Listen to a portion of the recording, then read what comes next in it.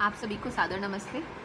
आज मैं आपके समक्ष ऋषि दयानंद की प्रज्ञात प्रकाश में से एक अन्य कहानी प्रस्तुत कर रही हूँ। ऋषि दयानंद की जितने भी उपकार माने जाएं उतने कम है। ये कहानी उन सब पाखंडी और ढोंगियों पे प्रहार करती है जिसके ऊपर हम विश्वास कर लेते हैं और फिर बहुत दुख में पड़ते हैं। हमें किसी भी इंसान को अपना आदर्श मानने से पहले उसकी योग्यता ज़रूर देख लेनी चाहिए कि उसने क्या पढ़ाई करी और उसकी राय न्याय संगत है भी कि नहीं। तो इस कहानी के माध्यम से वो हमें समझा रहे हैं कि जब एक इंसान को हम बहुत बुद्धिमान समझ लेते हैं, उसके ऊपर अंधविश्वास करने लगते हैं, तो क्या हाल होता है। इस कहानी का नाम है महापंडित लाल भुजक्कड़। एक गांव में सारे ग्रामवासी महामूर्ख थे। उसी गांव में लाल भुजक्कड़ भी रहा करता था। मूर्ख का अर्थ यहाँ पर ये नहीं है कि वो कम पढ़े लिखे थे और वो अज्ञानी थे, मतलब वो भोले भाले थे। गांव वाले उसे महापंडित समझते थे। वो थोड़ा बहुत पढ़ना लिखना जानता था तो उसको बहुत बड़ा पंडित समझते थे। एक रात राजा का हाथी उस गांव के पास से होकर आगे निकल गया। सुबह गांव वासियों ने हाथी के पैरों के चिन्ह देखे तो परस्पर एक दूसरे से पूछने लगे। एक ने कहा, क्यों भाई, ये पैरों के चिन्ह हो सकते हैं क्या किसी के इतने बड़े बड़े? दूसरे ने कहा, हमें पता नहीं। तीसरे ने कहा, मुझे भी नहीं पता। चौथा बोला, मुझे भी नहीं पता। फिर सर्वसम्मति से एक ही निर्णय लिया गया, हमें महापंडित लाल भुजक्कड़ को बुलाकर पूछना चाहिए। सब ने कहा, हाँ ठीक है। बच्चों, यह कॉमिक्स केवल मनोरंजन के लिए नहीं है, मनोरंजन के साथ साथ उत्तम शिक्षा के लिए भी है। पढ़ो और कुछ सीखो और सफल हो जाओ। फिर क्या था, सर्वसम्मति से महापंडित लाल भुजक्कड़ को बुलाया गया। गांव वाले बोले, लाल भुजक्कड़ जी बताइए कि यह पैरों के चिन्ह किसके हैं? लाल भुजक्कड़ को सब बहुत बड़ा पंडित समझते थे। सारे गांव वाले बोलने लगे, आपके सिवाय तो कोई दूसरा मनुष्य है ही नहीं जो इस समस्या का समाधान कर सकता है। लाल भुजक्कड़ पहले तो रोया और फिर रोने के बाद हंसा। सभी गांव वालों ने आश्चर्य से पूछा कि आप पहले क्यों रोए और फिर क्यों हंसे? तो लाल भुजक्कड़ बोला, मैं इसलिए रोया कि जब मैं मर जाऊंगा तब ऐसी समस्याओं का हल कौन करेगा। उतना अभिमानी था, उसे लगता था मुझसे समझदार तो कोई है ही नहीं। और हंसा इसलिए कि इस समस्या का हल तो बिल्कुल ही सहज है। सुनो, लाल भुजक्कड़ बोला, लाल भुजक्कड़ भूजिया और न बूझा कोई, पग में चक्की बांध के हिरना कूदा हुई। मतलब यह है कि जंगल का कोई हिरन मनुष्य की चक्की के पाटों को अपने पैरों में बांध के कूदता हुआ चला गया है। जैसे पहले ज़माने में चक्की होती थी जिसपे आटा पीसते थे, उसके जो बड़े बड़े दो हिस्से होते हैं उन्हें पाट बोलते हैं। तो हिरन ने वो चक्की के जो पार्ट थे अपने पैरों में बांधे और उसको बांध के वो कूदता हुआ चला गया। बिना परीक्षा किए जब हम किसी आदमी अज्ञानी और स्वार्थी को ज्ञानी और परोपकारी बना के समझ लेते हैं या तो हमें बहुत कष्ट होता है। ऐसी दूसरों को किसी का भी भला और उन्नति नहीं हो सकती। ऐसा काम करने से किसी का भी भला और उन्नति नहीं हो सकती। उदाहरण, गांव वाले। फिर सभी गांव वालों ने लाल भुजक्कड़ की वाह वाह भूलकर उसका धन्यवाद किया और बोले कि आप जैसा तो पूरे संसार में कोई पंडित नहीं है जो ऐसी समस्याओं को सुलझा सके। सब कहने लगे, लाल भुजक्कड़ की जय, लाल भुजक्कड़ की जय। एक ग्रामीण महिला जंगल से अपने बेटे के लिए कुछ बेर ले आई। उसका बेटा घर पर छप्पड़ का खंबा पकड़कर खेल रहा था। महिला ने उससे कहा, बेटा यह बेर ले लो। बेटे ने खेलते खेलते ही खंबे के से दोनों हाथ आगे बढ़ा दिए। माँ ने उसके हाथों में बेर रख दी और बोली, ले बेटा बेर खा ले। बेटे ने तुरंत बेर खाना चाहा, पर हाथों को और मुंह के बीच में खंबा होने की वजह से उसका मुंह बेर तक और हाथ मुंह तक नहीं पहुंच पाए। वह अपने बेर खोना नहीं चाहता था, इसीलिए अंजलि से बेर नहीं छोड़ रहा था। बीच में खंबे की वजह से बेर खा भी नहीं पा रहा था, इसलिए वह रोने लगा।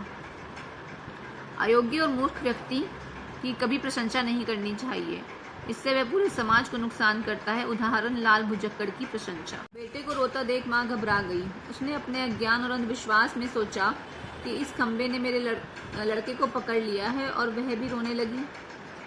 यह देखकर बेटे का बाप भी बिना विचारे रोने लगा। उन दोनों को रोते देख ज्ञानी पड़ोसी भी रोने लगे। लड़के की माँ बोली, हाय रे, मेरे लड़के को खंबे ने पकड़ लिया। गांव वाले बोले, हाय रे दैया, इसके लड़के को तो खंबे ने कैसा पकड़ लिया है कि छोड़ता नहीं है। अब तो केवल लाल भुजक्कड़ से छुड़ा सकता है। ये कहानी के माध्यम से हमें समझा रहे हैं कि ऐसी दशा हमारी भी है। हम भी कभी कभी ऐसे पाखंडियों के चक्कर में आ जाते हैं कि जब हमारे बच्चे बीमार होते हैं तो वो कहते हैं कि इसको तो किसी ने भूत आ गया है, इसके अंदर प्रेत घुस गया है और ये हो जाएगा, इसका झाड़ा लगवाओ। तो ये ऐसी बहुत बार ऐसे जीवन में हम इसके ऊपर कोई ग्रह चढ़ गया, ऐसी मूर्खता हम भी कई बार जाके करते हैं, और ये पहन लीजिए, ये नग पहन लीजिए, ऐसी ऐसी बातें में हम भी फंस जाते हैं। तो वो हमें समझा रहे हैं इस कहानी के माध्यम से कि हम भी कभी कभी बहुत जानकारी होते हुए भी कभी कभी कुछ चीज़ों की जानकारी जब हमें नहीं होती है तो हम ऐसे अज्ञानियों के चक्कर में फंस जाते हैं। तो वो बता रहे हैं कि वो कितनी भयानक दशा हो जाती है।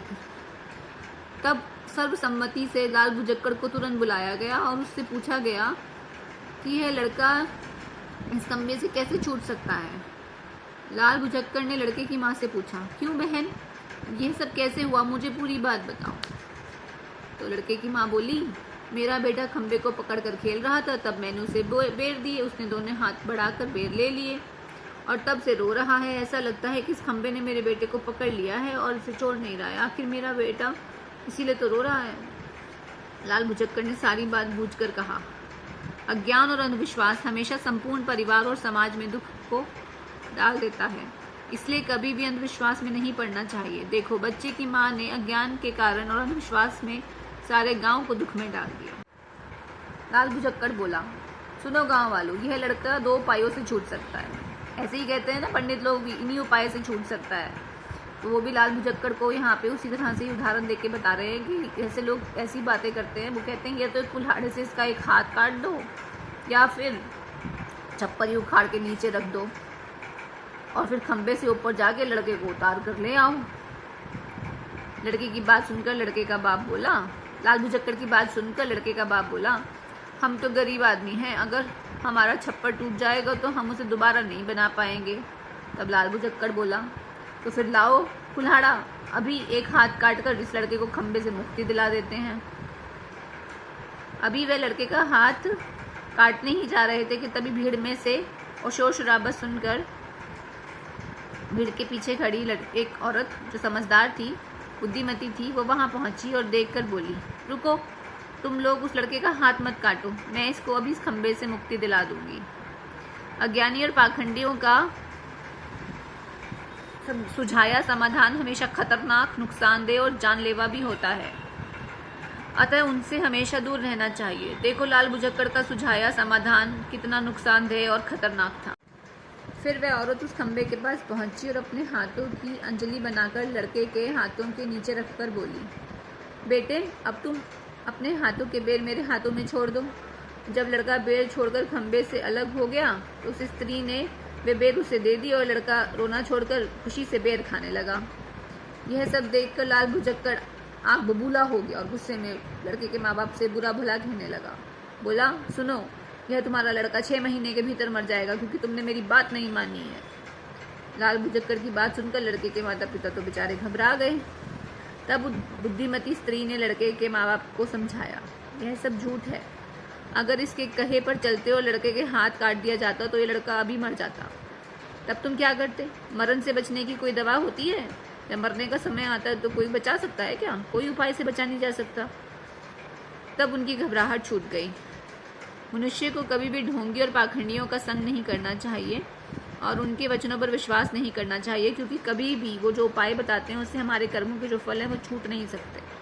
इसलिए जो हमारी कर्म व्यवस्था, हमने जैसे कर्म की वैसा फल हमें अवश्य मिलेगा। तो कोई उपाय या कोई आपको इस तरह से बताए कि ये करने से आपके ये कर्म छूट जाएंगे या मरण से बच जाओगे, ऐसा होगा, तो वो कोरा पाखंड करता है। ऋषि दयानंद ने अपने इसी छोटी सी लघु कहानी के माध्यम से हमें ये समझाया है कि हम ईश्वर पे और कर्म व्यवस्था पे विश्वास रखें, इन पाखंडियों मूर्खों पे नहीं। धन्यवाद।